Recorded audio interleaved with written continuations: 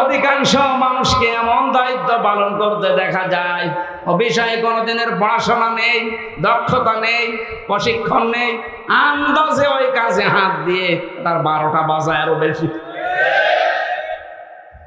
নিচে নামা লাগবে? ঠিক আছে। তাকওয়ার দ্বিতীয় ব্যাখ্যা হচ্ছে আল্লাহর নিষিদ্ধ কাজগুলো জানার পরে শুধু ছেড়ে দেওয়া না, ঘৃণা করে ছেড়ে দেওয়ার নাম তাকওয়া। কথা বুঝতেছে? সূরা তাওবা থেকে যখন কথা শুনছি, আল্লাহ এই তওবা যেন আমাদের নসিব করেন। এবার আমরা ব্যাখ্যায় যাচ্ছি। আল্লাহ পাক ঈমানদারকে ডাক দিয়ে তাকে ভয় করার জন্য আহ্বান জানিয়েছেন, আদেশ দিচ্ছেন। এখন ভয় কি? জন্মের পর থেকে শব্দটা আমিও শুনছি যে আল্লাহকে ভয় করো, আল্লাহকে ভয় করো। কি এটা? কি তাকওয়ার যে ব্যাখ্যাগুলো আমরা বলি, আধুনিক ব্যাখ্যা হচ্ছে যে যেই বিষয়ে কাজে আছে ওই বিষয়ের জ্ঞান অর্জন করে প্রশিক্ষণ নিয়ে ওই কাজ আঞ্জাম দেওয়ার নাম হচ্ছে তাকওয়া। আমি আবার বলছি, যে যেই কর্মজীবনে আছেন, যে যে জায়গাটা দখল করে আছেন, ওই বিষয়ের উপরে জ্ঞান অর্জন করে দক্ষতা প্রশিক্ষণ নিয়ে ওই কাজে আঞ্জাম দেওয়ার নাম হচ্ছে তাকওয়া। না, হয়নি।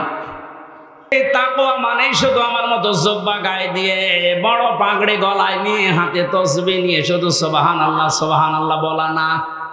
তাকওয়া মানে যে যেখানে আছেন ওই জায়গায় ওই জায়গার জ্ঞান অর্জন করে দক্ষতা প্রশিক্ষণ নিয়ে দক্ষতা অর্জন করে ওই কাজ আঞ্জাম দেওয়ার নাম তাকওয়া।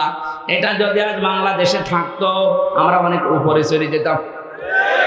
নাহমাদুহু ওয়া নাস্তাঈনুহু ওয়া নাস্তাগফিরুহু ওয়া নু'মিনু বিহি ওয়া নাতাওয়াক্কালু আলাইহি ওয়া নাউযু বিল্লাহি মিন শুরুরি আনফুসিনা ওয়া মিন সাইয়্যাতি আ'মালিনা।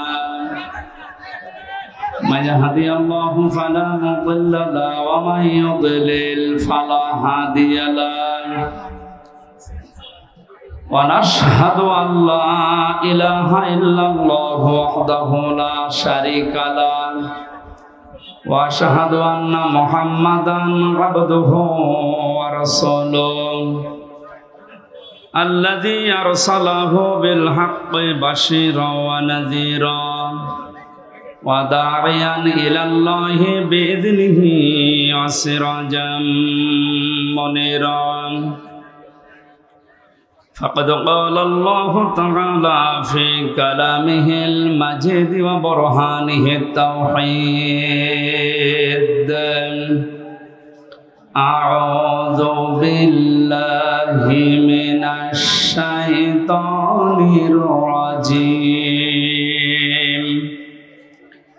بسم الله الرحمن الرحيم. يا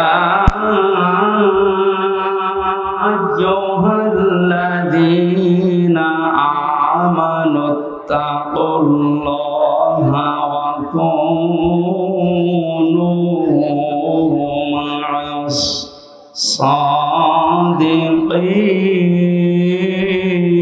الصادقين.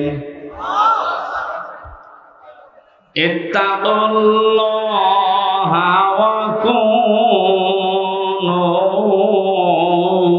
مع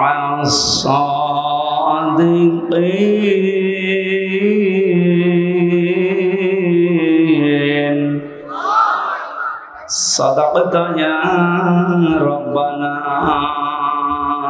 اللهم صل على سيدنا مولانا محمد وعلى آل سيدنا مولانا.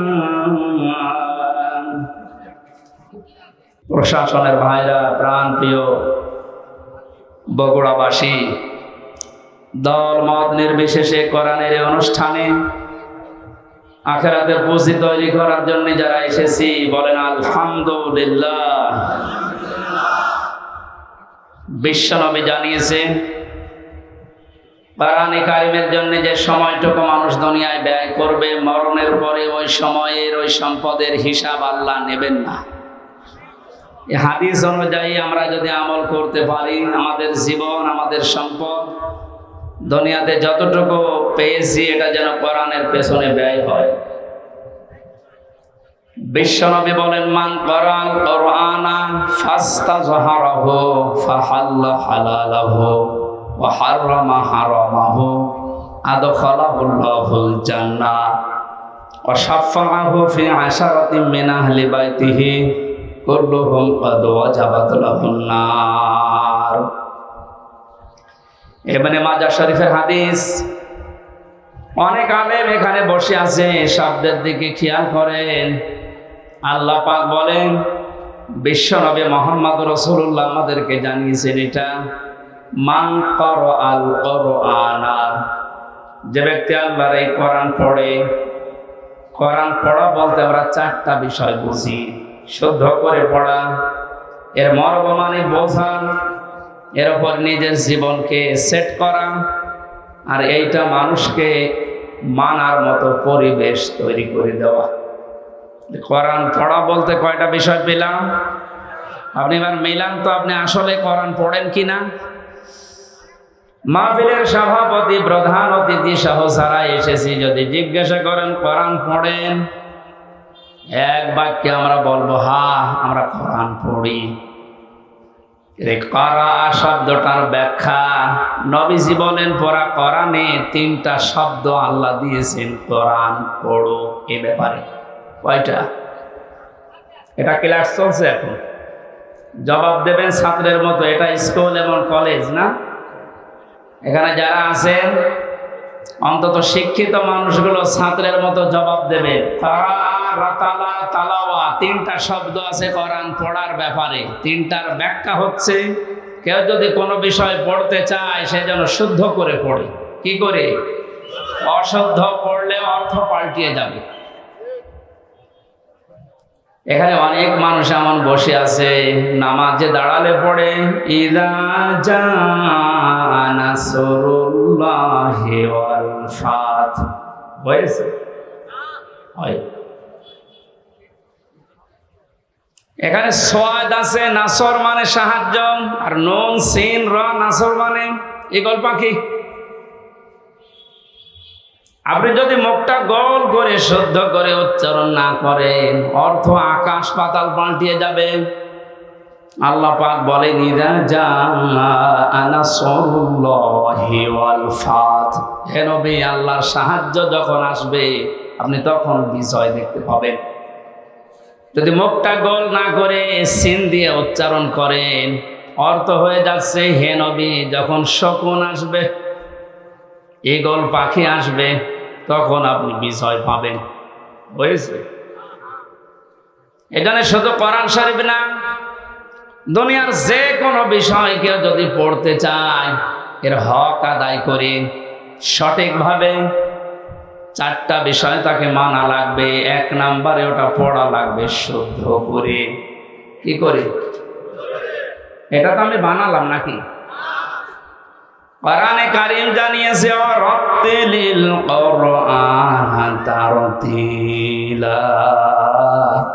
হে নবী, আপনি কোরআন পড়বেন শুদ্ধ করে, স্পষ্টভাবে, থিমে থিমে। প্রধান অতিথি সহ যারা এখানে আছেন, নবীজির এই হাদিসের প্রথম অংশটা আমরা একটু মিলাই আমাদের জীবনে। নবীজি জানিয়েছেন, যে ব্যক্তি কোরআন পড়ে, আপনি তো বলছেন আমি কোরআন পড়ি, তাহলে এটা শুদ্ধ করে পড়া লাগবে আপনাকে। আমি আল কোরআন রিসার্চ ফাউন্ডেশনের সদস্য ছিলাম এক সময়। আমি দেখেছি এই দেশের জরিপে 100 জনের 95 জন আল্লাহর কোরআন শরীফ শুদ্ধ করে পড়তে পারে না। এই রিপোর্ট কি খুব ভালো রিপোর্ট না? এই জন্য আহ্বান জানাচ্ছি, অন্য ধর্মের লোক এখানে যেহেতু নেই, আমরা সব মুসলিম দাবি করছি, আমাদের জীবনের 1 নাম্বার টার্গেট বানানো লাগবে আল্লাহর এই কোরআন আমরা শুদ্ধ করে পড়ব। 2 নাম্বারের মর্ম মানে বুঝতে হবে। কেন? কোরআনে কারীম জানিয়েছে ওয়াইদা সামিউ মা উনজিলা ইলার রাসূলি তারা আ'য়ুনাহুম তাফিদু মিনাদ দামি মিম্মা আরাফু মিনাল হক ইলা আখির আয়াত। সূরা মায়েদা 7 নম্বর পারার প্রথম নম্বর পৃষ্ঠার প্রথম নম্বর লাইনের 83 নম্বর আয়াতের প্রথম অংশে আছে। এটা তাফসিরে ইবনে কাসিরে পাবেন। আল্লাহ পাক বলেন, হে নবী, আপনি যখন আমার বান্দাদের সামনে কোরআন পড়বেন, যারা এর মর্ম বাণীগুলো অনুধাবন করতে পারে, বুঝতে পারে যে আমি কি বলতে চাই, আপনি দেখবেন তাদের চোখ দিয়ে মনের অজান্তে পানি পড়ছে। কোরআনের আলোচনায় সবার চোখে পানি আসবে না, এটা বোঝার মতো যোগ্যতা আপনার থাকা লাগবে। এই জন্য কোরআন যদি কেউ হক আদায় করে পড়তে চায়, মাস্ট বি তাকে এটা বোঝার চেষ্টা চালাতে হবে। চারবার আল্লাহ এই ঘোষণা আমাদেরকে কোরআন শোনাচ্ছেন, ওয়ালাকাদ ইয়াসসারনাল কুরআনা লিযিকরি ফাহাল মিন মুদ্দাকির। অবশ্যই আমার এই কোরআনকে আমি বোঝার জন্য, পড়ার জন্য, এটা মানার জন্য সহজ করে দিয়েছি। কেউ কি আসো এখান থেকে শিক্ষা নেওয়ার জন্য? বগুড়াবাসী, আমরা আজকে থেকে আল্লাহর এই আফসোস আর থাকতে দেব না। যতদিন জীবন আছে কোরআন বুঝে মরার চেষ্টা করব ইনশাআল্লাহ। 3 নম্বরে শুধু না, এটা আমাদের বোঝার চেষ্টা চালাতে হবে। কিচ্ছু লাগবে না, আপনি খেয়ে ফেলে নষ্ট হবে। আমার কাছে কিচ্ছু দেবেন না আর এখানে কথা বলবেন। হ্যাঁ, আবার কারে চা দিচ্ছেন আপনি? পেছনে যে কয়জন আছে দিয়ে শেষ করে দিন, তাড়াতাড়ি করুন। একটা ক্লাস চলছে আর উনি চা খাচ্ছে, সবাইকে চা দেন। হ্যাঁ, তাড়াতাড়ি করুন, ডিস্টার্ব করলে কিন্তু বোঝাতে পারবো না। এটাকে আমি আর কি মারছি? ক্লাস চলে বিশ্ববিদ্যালয়ে, আমরা দেখি 40 থেকে 45 মিনিট। আমরা 1 ঘন্টা ক্লাস যদি নেই, 1 ঘন্টা ক্লাস নিলে কমপক্ষে 20 ঘন্টা পড়া লাগে। এটাতে আর কি মারা ক্লাস চলছে নাকি? এক ছাত্র এসে স্যারের কাছে বলছে, স্যার হয় ছুটি দেন নাই আমি গেলাম। ছুটি দেন নাই আমি গেলাম মানে তার রোল নাম্বার কত? 82। 82 মানে ক্লাসে ছেলে মেয়ে কয়টা? 82টা। 82টা ছেলে মেয়ে, ওর রোল নাম্বার কত? খুব ভালো ছাত্র, ওর জীবনে কোনো এম আছে, কোনো উদ্দেশ্য আছে? শুধু আসে, এটা আনন্দ ভর্তি করে চলে যায়। আপনার কি ওইরকম ছাত্র নাকি? আজকে যখন এসেছেন এই প্রচন্ড গরমে কষ্ট স্বীকার করে, অন্তত 1 ঘন্টায় যেন কিছু বাড়ি নিয়ে আমল করার জন্য যেতে পারি। আমি যে শব্দগুলো বোঝাচ্ছি খুব কঠিন কঠিন শব্দ, এতদিন আপনি শোনেননি। কোরআনে কোরআন পড়ার ব্যাপারে কয়টা শব্দ আছে আপনি জানতেন না? তাহলে কোরআন যদি কেউ বলে আমি কোরআন পড়ি, তার শর্ত মানা লাগবে কয়টা? 1 নম্বরে শুদ্ধ করে, 2 নম্বরে বুঝতে হবে, 3 নম্বরে যে বুঝবে ওই বিষয়ের উপরে তার বাস্তব জীবনে আমল করা লাগবে। এটাই ঝামেলা। আমরা জানি না এখানে এমন কেউ নেই যে টাকা ছেড়ে রাখে। যারা টাকা আসে, সুদের এই টাকা নেওয়া হারাম, এ জানে নাকি? হিন্দুও জানে, কথা বলেন এখানে। এটা জানার পর আমাদের আমল আছে। বলে এই যে 1 বিঘা জমি দেয়, 1 লক্ষ টাকা নেয়, 8-10 বছর এটা চাষ করে খায়, যখন ফেরত দেয় তখন 1 লক্ষ টাকায় ফেরত দেওয়া লাগে। এই সিস্টেম আছে না দেশে? এই নাম কি? এগ্রিমেন্ট। না না, এটা জায়েজ জায়েজ আছে। খাই খালাসিটা যেটা, আপনি 1 বিঘা জমি দেবেন, 10,000 টাকা নিয়ে নেবেন, ওই খেয়ে দিয়ে শোধ আর টাকা ফেরত দেওয়া লাগবে। এই সিস্টেম আছে আছে কিন্তু কম। এখন জানে যেটা লস হবে, এটার ভেতরে আমি নেই। হারামে আরাম বেশি নাকি? ছোট্ট একটা কথা কয়েক সেকেন্ডের ভেতরে বলছি ওমান আরাদা আন যিকরি ফাইন্না লাহু মাঈশাতান দনকা। কোরআনে কারীমের সূরা তাহার 124 নম্বর আয়াতের প্রথম অংশে আছে আল্লাহ পাক বলেন, আমার নিয়ম নীতি বাদ দিয়ে, আমার কোরআনের বিধান বাদ দিয়ে যদি কেউ উপায় করে, টাকা পয়সা আসবে, চর্ম চোখে দেখবে, বহু কিছুর মালিক হচ্ছে, কিন্তু ওর জীবনের এই আয় উন্নতিতে আমি কোনো বরকত রাখবো না। তাফসীরে কাবীরের ভেতরে দনকার ব্যাখ্যা লিখেছে 7টা। এখানে আলেম আছে না? দনকার 1 নম্বর ব্যাখ্যা হচ্ছে পৃথিবীতে আল্লাহর নিয়ম নীতি, আল্লাহর আইন বাদ দিয়ে কেউ যদি উপায় করে, ওই টাকা পয়সা, ওই অর্থ সম্পদের ভেতর থেকে আল্লাহ বরকত তুলে নেয়। 2 নম্বরে ওই মানুষগুলো যখন মারা যাবে, এই অবৈধ সম্পদের কারণে এই মানুষটা বেঈমান হয়ে মরবে। 3 নম্বরে ওই মানুষকে আল্লাহ ওই অবৈধ সম্পদ দুনিয়াতে ভোগ করার সুযোগ দেবে না। এটা যে দেয় না তার বাস্তব মানে দেশে নেই, নাম ধরা লাগবে। কত মানুষ আজ অবৈধভাবে উল্টা পাল্টা করে কামাই করে টাকা রাখার জায়গা নেই, ফ্রিজে রাখে, বালিশের ভেতরে রাখে। এটাও হচ্ছে না, বানাচ্ছে বেগম পাড়া। আপনি ভোগ করতে পারবেন না। যদি এগুলো ভোগ করে যেতে পারেন তাহলে কোরআন মিথ্যা হয়ে যাবে। আর আপনার মতো নাফরমানের জন্য আল্লাহ কোরআন শরীফ মিথ্যা করবে। যেন দুনিয়াতে আপনাকে ওই টাকা, ওই সম্পদ ভোগ করার সুযোগ দেবে না, এর আগে আপনি পটল তুলবেন। 4 নাম্বারটা একটু ঝামেলা, এটা বাদ যাক।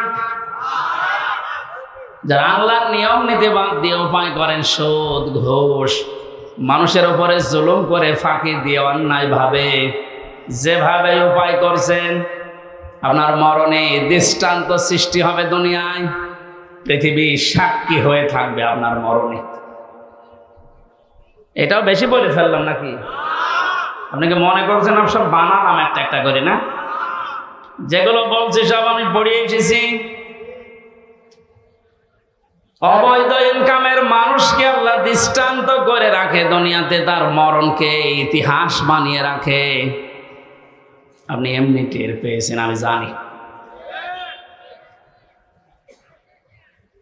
এই জন্য আমরা সাবধান হব।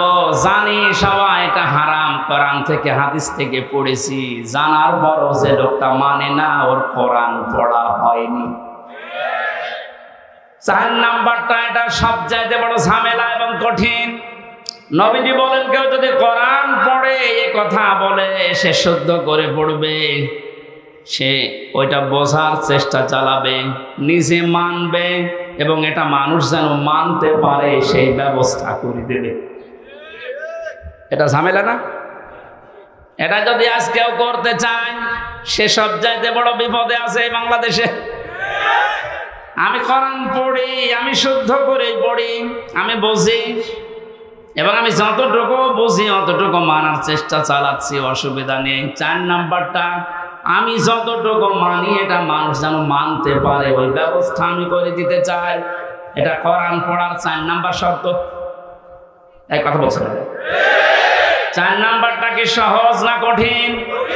এটা করতে গেলে আজ পদে পদে বিপদ। তাহলে 4টা শর্ত যারা মানে না, ওদের কোরআন পড়া হচ্ছে। জন্মের পর থেকে এটা শুনেছি, কেউ যদি কোরআনের একটা হরফ পড়ে তার নেকি হয় কয়টা? হ্যাঁ, আপনার পড়া তো আবার পড়ার মতো হওয়া লাগবে। আপনি যদি আমার ছোট মেয়ের মতো পড়েন, ওর বয়স 4 বছর, ও তো পড়ে, ওই 1 লাইন পড়তে গেলে 1 লাইনে যদি 10টা শব্দ থাকে, 9টা ভুল করে, ওর পড়া হচ্ছে। আপনার পড়াও তো ওইরকম হয়ে যাচ্ছে। নবীজির হাদিসের প্রথম শব্দ ছিল, যে ব্যক্তি কোরআন পড়ে, তার মানে 4টা শর্ত যারা দুনিয়ায় মানতে পারে, ওদের পড়া হয়, আর ওদের প্রতিটি অক্ষরে 10টা করে নেকি হয়। দ্বিতীয় শব্দ ছিল ফাস্তাজহারাহু, কোরআন পড়ে শেষ করে দেয় না। যে ব্যক্তি কোরআনকে ইজহার করার চেষ্টা চালায়, যারা আরবি গ্রামার বোঝে ফাস্তাজহারাহু এই শব্দের ব্যাখ্যা আমি যত পেয়েছি আধুনিক ব্যাখ্যা হচ্ছে প্রকাশ করা, এজাহার করা, দাঁড় করানো, স্পষ্ট করা, কায়েম করা, বিজয় করা।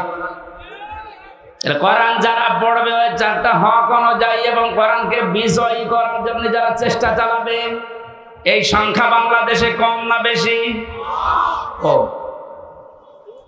একটা জরিপ পেয়েছিলাম, এই দেশের 100 জনের 15 জন মানুষ শুধু মন থেকে চায় যে কোরআনে কারিমে দেশে ফাস্তাজহারাহু এটা বিজয়ী হোক, আর বাকি 100 জনের 85 জন শুধু টানা আনায় আছে। দ্বিতীয় পয়েন্টটা হচ্ছে না। 3 নম্বরে কি ছিল? ফাহাল্লা হালালাহু ওয়া হারামা হারামাহু। যে ব্যক্তি কোরআনকে ইজহার করতে পারে এই ব্যক্তি হালালকে হালাল মানবে, হারামকে হারাম জেনে ছেড়ে দেবে। আদখালাহুল্লাহুল জান্নাহ, নবীজি বলেন আল্লাহ তাকে জান্নাতে দিয়ে দিয়েছে।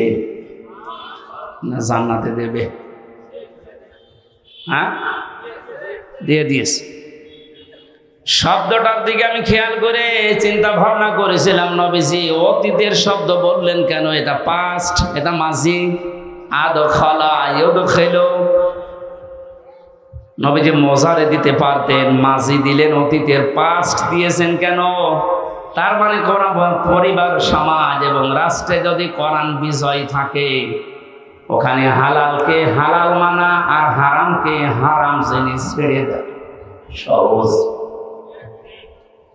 যে সমাজে, যেই দেশে কোরআন বিজয় নেই, ওখানে হালালকে হালাল জানার পরও আপনি মানতে পারবেন না। এক কথা বলছেন এখানে, হারামকে হারাম জানার পরও আপনি ছেড়ে দিতে পারবেন না। নাকি জায়গাগুলো দেশে নেই?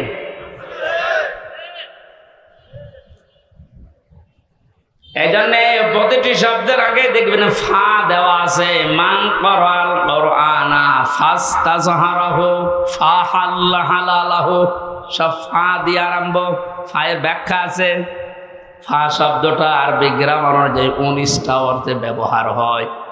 এখানে যে ফা দিয়ে নবী যে বাক্যগুলো আরম্ভ করছেন, প্রতিটির পেছনে লুকিয়ে আছে আগেরটা যদি মানতে পারো পরের ফল দেখতে পাবে। আপনি কোরআন পড়ছেন কি করে আপনি নিজে এবার টের পান 4টা শর্ত মিলছে না। কোরআনকে ইজহার করার জন্য, বিজয় করার জন্য আপনার কোনো কার্যকারী ভূমিকা নেই। তাহলে হালালকে আপনি হালাল জেনে মানবেন কি করে? হারামকে হারাম জানার পরে ছেড়ে দেবেন কি করে? আদখালাহুল্লাহুল জান্নাত পরে, এর পরে শব্দে পেয়েছি ওয়াশাফাহু ফি আশারাতিন মিন আহলি বাইতিহি কুল্লুহুম ক্বাদ ওয়াজাবাত লাহুন নার। বিশ্বনবী বলে, সত্যি যদি আল্লাহ রাব্বুল আলামিনের হারামকে হারাম জানার পরে তুমি ছেড়ে দিতে পারো, হালালকে হালাল জেনে আঁকড়িয়ে ধরতে পারো, আল্লাহ তোমাকে শুধু জান্নাতে দেবে না, তোমার সুপারিশে পরিবারের 10 জন মানুষকে জান্নাতে দিয়ে দেবে। যাদের উপরে জাহান্নাম অবধারিত হয়ে গিয়েছিল। তাহলে যে কোরআন শুনতে এসেছে আপনি বুঝলেন এর মর্যাদা কোথায়? আল্লাহ পাকে হাদিসটা আমাদের প্র্যাকটিক্যাল লাইফে সেট করার তৌফিক দেন, বলেন আমিন। দরুদ আর সালাম পড়ছে আমাদের নবী মুহাম্মদ রাসূলুল্লাহ সাল্লাল্লাহু আলাইহি ওয়াসাল্লামের প্রতি। মহান আল্লাহ তার যে সমস্ত নাম আছে, এই নামগুলো দুনিয়াতে কয়েকটা নবীর নামের শেষে দিয়েছেন। তার ভেতরে আমাদের নবীকে আল্লাহ দিয়েছেন রাউফুর রহিম, খুলুকিন আযীম। ইব্রাহিম নবী আলাইহিস সালামকে, ইসমাইল নবীকে দিয়েছিলেন গোলামিন হালিম, আমার সহনশীল বান্দা। ইসহাক নবীকে ডাক দিয়েছিলেন গোলামিন আলিম, আমার জ্ঞানী বান্দা। আর মুহাম্মদ রাসূলুল্লাহকে দিয়েছেন খুলুকিন আযীম, আমার মহান বান্দা। এত বড় চরিত্র আমার নবী মুহাম্মদ রাসূলুল্লাহকে আমি দিয়েছি, কিয়ামত পর্যন্ত মানুষ শুধু অনুসরণ করে যাবে, এর কুল কিনারা খুঁজে পাবে না। বলেন সুবহানাল্লাহ। সেই নবীর আদর্শ আজ আমাদের সামনে পড়ে আছে। জন্ম থেকে মৃত্যু পর্যন্ত তাকে বাদ দিয়ে আপনি কাকে আদর্শ মেনে চলেন? আপনার বিবেককে প্রশ্ন করেন। আল্লাহর ঘোষণা দেওয়া একটা আদর্শ আছে দুনিয়ায়, কয়টা? বলেন বলেন। আল্লাহ নিজে ঘোষণা দিয়েছেন যে এই আদর্শটা মেনে চলো। ইয়াসিন ওয়াল কুরআনিল হাকীম। ইয়া মানে হে, সিন মানে সাজ্জেদ। আল্লাহ পাক জানাতে চেয়েছেন, হে নেতা, দুনিয়াতে আল্লাহর ঘোষণা দেওয়া নেতা আদর্শ মাত্র একটা, তার নাম মুহাম্মদুর রাসূলুল্লাহ। আল্লাহ রাব্বুল আলামিন পুরা কোরআনে নবীকে 7টা নামে বিশেষভাবে ডাক দিয়েছেন। তার ভেতরে ইয়াসিন, তাহা, মুহাম্মদ, আহমদ, আব্দুল, মুজাম্মিল, মুদাসসির। বগুড়াবাসী, বিবেক যদি থাকে আজকে কাজে লাগাবেন। আল্লাহর ঘোষণা দেওয়া নেতা আদর্শ যার নাম তিনি জানিয়েছেন মুহাম্মদুর রাসূলুল্লাহ, সেটা বাদ দিয়ে যদি পৃথিবীর কাউকে আপনি অনুসরণ করেন, অনুকরণ করে চলেন, আপনি মরতে দেরি, জাহান্নামে যেতে দেরি হবে না। এইটা আমি বানালাম না, এটা মানছি। ইমাম বুখারী রাহমাতুল্লাহ আলাইহি বুখারী শরীফ লেখার আগে একটা কিতাব লিখেছেন, আল আদাবুল মুফরাদ। এখানে একটা হাদিস তিনি এনেছেন, 6 প্রকার মানুষকে আল্লাহ বিনা বিচারে, বিনা হিসাবে, কোনো হিসাবও নেবে না, বিচারও করবে না, মরণের পরে তাদেরকে আল্লাহ জাহান্নামে পাঠিয়ে দেবে। তার 3 নাম্বারেই তারা দুনিয়াতে যাদের আদর্শ মুহাম্মদ রাসূলুল্লাহ ছিল না। এই হাদিসটার কোরআনের সূরা ইয়াসিনের ইয়াসিন, এদের ব্যাখ্যা তাফসীর পড়ার পরে আমার বড় ভয় হচ্ছে। এ পৃথিবীতে হাজারো মানুষ মুহাম্মদ রাসূলুল্লাহর আদর্শ না মানার কারণে জাহান্নামে যাচ্ছে। আল্লাহ তুমি আমাদেরকে বাঁচাও, বলেন আমিন। আমি এটা বলে আপনার ক্ষতি করে ফেললাম? হ্যাঁ, আপনি তো ধরা খাবেন। চোখ বন্ধ হওয়ার পরে আপনি এখন ধরা খাবেন। নবীজির একটা কথা 100 ভাগের 1 ভাগও মিথ্যা নেই। এখনো ঠিক হয়নি। মুহাম্মদ রাসূলুল্লাহ বাদ দিয়ে অন্য কাউকে যারা মেনে চলছেন, এখনই তওবা করে পরিবর্তন হবে। হয়তো আপনার কোনো হিসাব নেই, বিচার নেই, আপনি মরে গেলে বিনা হিসাবে, বিনা বিচারে জাহান্নামী। আল্লাহ তুমি আমাকে সহ যারাই আমরা এসেছি এটা বুঝে মানার তাওফিক এখনই দান করো। আরো জোরে বলেন। কোরআনে কারিমের 6666 আয়াতের মাত্র একটা আয়াত পড়েছি, সূরা তাওবা 119 নাম্বার আয়াত। আমরা তেলাওয়াত কৃত আয়াত তাফসীর আকারে কথা বলবো ইনশাআল্লাহ। আল্লাহ যেন তৌফিক দেন। আউযু বিল্লাহি মিনাশ শাইতানির রাজীম। বিসমিল্লাহির রহমানির রহিম।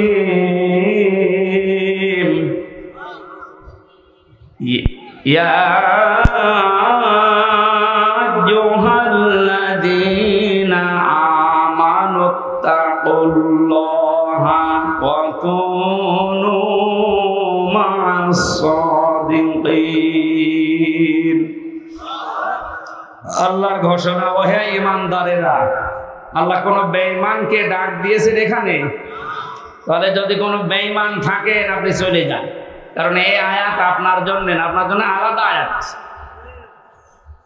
বেঈমানের জন্য আল্লাহর ডাক ছিল ইয়া আইয়ুহাল্লাযীনা কাফারু, হে কাফেরেরা, হে বেঈমানেরা। এখানে কোন কাফের আছে? আমরা সব ঈমানদার। আমরা কি? এখন আমার ভেতরে ঈমান আছে কিনা এটা পরীক্ষা করার থার্মোমিটার আছে। সাহাবী প্রশ্ন করলেন, হে নবী আমার ভেতরে ঈমান আছে কিনা আমি কিভাবে বুঝতে পারবো, কিভাবে টের পাবো? আমি তো নামাজ আদায় করি, রোজা রাখি, কাবা শরীফ তাওয়াফ করি। আল্লাহর নবী বলেন, যত 2টা কাজ তোমার ভেতরে দেখতে পাও, ইযা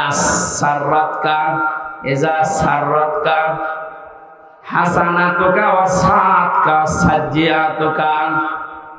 যখন কোনো ভালো কাজ সমাজ উন্নয়নমূলক কাজ আল্লাহর পক্ষের, রাসূলের পক্ষের, দ্বীনের পক্ষের কোনো কাজ হয়, ওইটা দেখে যখন তোমার ভালো লাগে, আনন্দ লাগে, আর যখন তোমার অন্যায় কাজ দেখলে কষ্ট লাগে, তখন বুঝবে তোমার ঈমান আছে।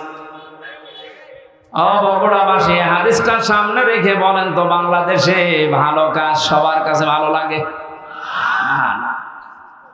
অন্যায় কাজ সবার কাছে খারাপ লাগে।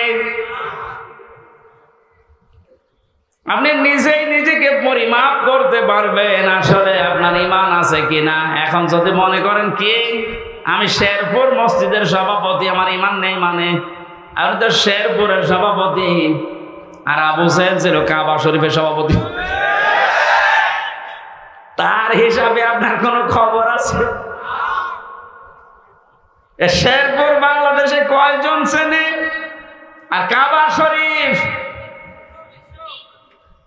সেই জায়গার সভাপতি হয়েও বেঈমান ও জাহান্নামে গেছে, আর আপনি শেরপুরের সভাপতি হয়ে বগল বাজাচ্ছেন যে আমার ঈমান নেই। মানে ভালো কাজ যার কাছে আনন্দ লাগে না, অন্যায় দেখলে যার কাছে কষ্ট লাগে না, সে যেই হোক ওটা বেঈমান। ঈমান আছে কিনা হামজারে জিজ্ঞাসা করা লাগবে, আপনি নিজে টের পাচ্ছেন। সুতরাং ঈমান যাদের আছে, হাদিস অনুযায়ী আল্লাহ পাক তাদেরকে ডাক দিলেন, হে ঈমানদারেরা। আমি আয়াতের তাফসীর পড়তে গিয়ে পেয়েছি 89 জায়গায় আল্লাহ পাক এই শব্দটা কোরআনে দিয়েছেন। আর যখনই ঈমানদারকে তিনি ডাক দেন, তখন তার কুদরতি হাত এভাবে উঁচা করে ডাকেন, ইয়া আইয়ুহাল্লাযীনা আমানু। জোরে বলেন আল্লাহু আকবার। 89 জায়গায় আল্লাহ ডাক দিয়েছেন, তার ভেতরে এইটা একটা, ইত্তাকুল্লাহ, আমি আল্লাহকে ভয় করো, কুনু মা'আস সাদিকিন, আর সত্যবাদী যারা তাদের সঙ্গে থাকো। এই আয়াতের নির্দেশ দুইটা, কয়টা? আল্লাহকে ভয় করো, সত্যবাদী যারা আছে তাদের সাথে থাকো। বোঝা হয়ে গেছে না? আল্লাহুম্মা আমিন। না মানে আপনি বলছেন বোঝা হয়ে গেছে। এবার আসেন তো এই দুইটা শব্দের ব্যাখ্যায় যায়। কোন আয়াত থেকে যদি কেউ তাফসীর শুনতে চায়, করতে চায়, তাফসীরে মাজহারি আল্লামা সানাউল্লাহ পানিপতি রাহমাতুল্লাহ আলাইহি লিখেছেন, কেউ যদি কোরআনে কারিমের কোন আয়াত থেকে কথা শুনতে চায়, কমপক্ষে 5টা বিষয় থেকে তাকে আগে কথা শোনা লাগবে। 1 নম্বরে শুদ্ধ তেলাওয়াত, যেটা করলাম। 2 নম্বরে যেই ভাষায় কথা বলে ওই ভাষায়, মাতৃভাষায় অর্থ, এই যে শুনলাম। 3 নম্বরে ওই আয়াতের ঐতিহাসিক প্রেক্ষাপট, শানে নজুল যেটা বলা হয়, ব্যাকগ্রাউন্ড, এটা আমি বলবো এখন। 4 নম্বরে আয়াতের বাস্তব শিক্ষা দেওয়া লাগবে। ওই মান ধাপা বলে কি হয়েছে গুলো বাদ দে, এখন বাস্তবতা অনুযায়ী আয়াত আমাদেরকে কি দিতে চায়, এই শিক্ষাগুলো জনগণের সামনে দেওয়া লাগবে। 5 নম্বরে আয়াত থেকে যে শিক্ষাগুলো পাবে ওইগুলো নিয়ে বাড়ি যে আমল করবে। আমরা 2টা করে ফেলেছি, শুদ্ধ তেলাওয়াত আর মাতৃভাষায় অর্থ। যেহেতু এটা সূরা তাওবার আয়াত, কোন সূরা বলেন? 129টা আয়াত আছে, মাত্র একটা আয়াত পড়েছে, 119 নম্বর আয়াত। তাওবা শব্দের শাব্দিক অর্থ আমরা অনেকেই মনে করি তাওবা মানে আস্তাগফিরুল্লাহ রাব্বি মিন কুল্লি যামবি ওয়া আতুবু ইলাইহি, হয়ে গেল। তাওবা আর ইস্তেগফার এই দুইটা কিন্তু এক না, এই দুইটা শব্দ আলাদা, মাজদারও আলাদা। কথা বুঝতেছেন?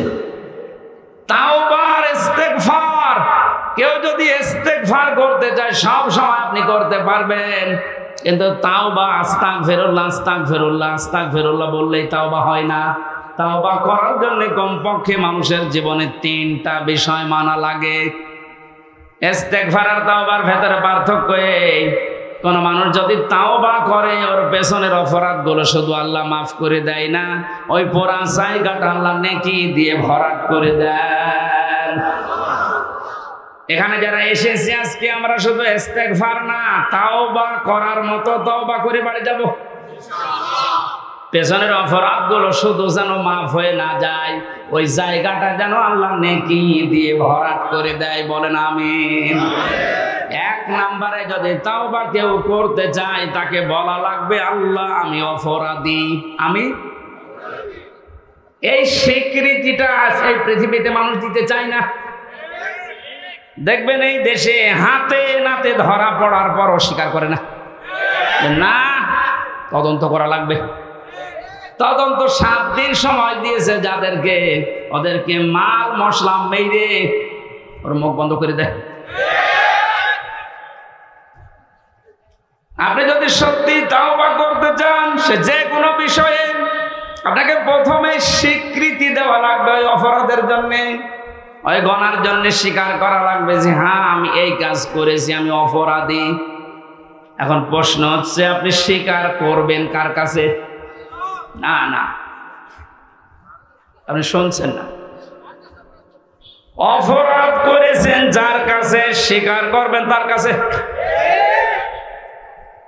আপনি বিনা কারণে আমার মুখের উপর একটা থাপ্পড় দিলেন আর কাবা শরীফের গিলাফ ধরে বলছেন আস্তাগফিরুল্লাহ, হে আল্লাহ আমারে মাফ করে দাও, কিয়ামতের আগে মাফ পাবেন না। কারণ আপনি তো আল্লাহর গালে থাপ্পড় দেননি, দিয়েছেন আমার গালে। আগে আমার কাছে স্বীকার করেন যে হামজা ভুল হয়ে গেছে। হ্যাঁ, স্বীকার করার সময় আবার অনুশোচনা লাগবে, অনুতপ্ত হওয়া লাগবে।